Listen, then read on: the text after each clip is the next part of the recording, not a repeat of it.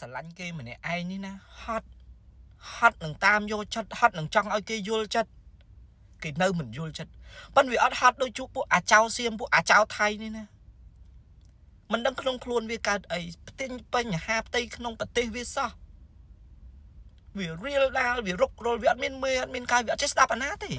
ให้วิมาแจกกับหังวิมาต่อตัววิมาประกาศแต่เหืองมวยเข้ามา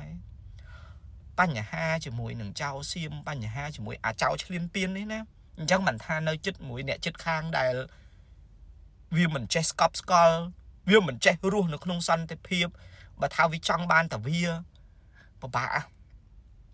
ะบองปอนปัญหาวิมวยวิปะปอลดาวยืงขบขณีนี่กาโหซีปัญหาปุยมนี่จัลเป็นยังปัญหาอันมีไอ้แขวแต่ปีอัดมดต่อสู้มปิวนิวบองปอนยืงถึงออกนี่โจรวมจุ่มวยหนึ่งริรัฐาพิบาลกองกำลังโดยซาแต่ยืงรูปรวมสามัคคีนึงไงยืงชนะวิกรุปสมรภูมิปัญหาซีเกมเบเธอดูชุดยังเคยไงใจมาวิบะมุก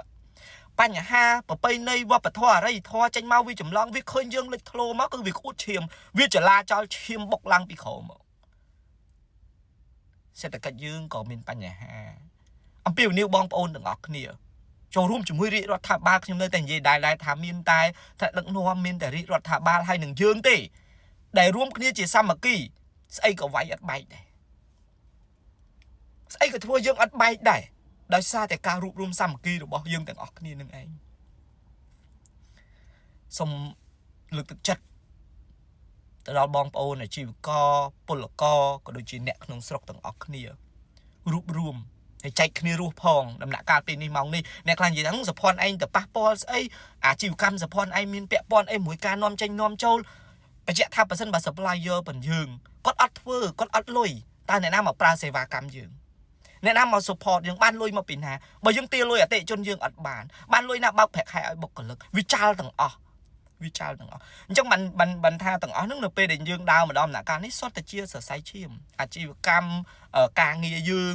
បើក្រុមហ៊ុនអត់ចំណូលបុគ្គលិកបានប្រាក់ខែមកពីណាហើយបើបុគ្គលិកអត់ប្រាក់ខែបានពីណាទៅជួយ support ផ្ទាល់ខ្លួនរបស់គាត់ឬក្រុមគ្រួសាររបស់គាត់អញ្ចឹងមិនថាចង្រៃចៅសៀមសុំទោសនិយាយមួយម៉ាត់ចុះអានេះចង្រៃផុតលេខហ្មងណាចង្រៃរលេខដាក់អត់មាន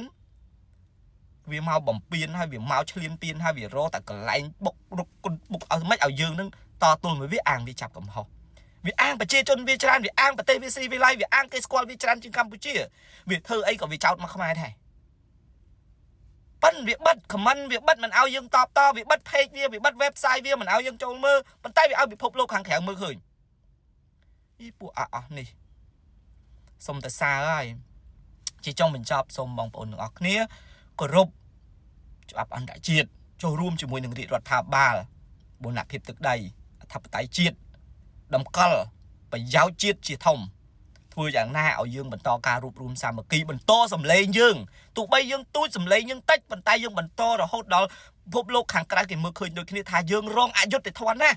កម្ពុជាត្រូវការសន្តិភាពកម្ពុជាត្រូវការរស់រាននៅក្រៅមលុបសន្តិភាពកម្ពុជាអត់បានចង់បានសង្គ្រាមទេកម្ពុជាអត់ចង់បានការបាញ់គ្នាទេកម្ពុជាទូចណាស់កម្ពុជាក្រណាស់មិនមានដូចពួកវាទេហេតុអីក៏វានៅតែធ្វើទុកបុកម្នេញបើវាស៊ីវិល័យឲ្យហេតុអីបានចាំបាច់មកធ្វើអីអាទូចតាចហ្នឹងអស់នេះអរគុណ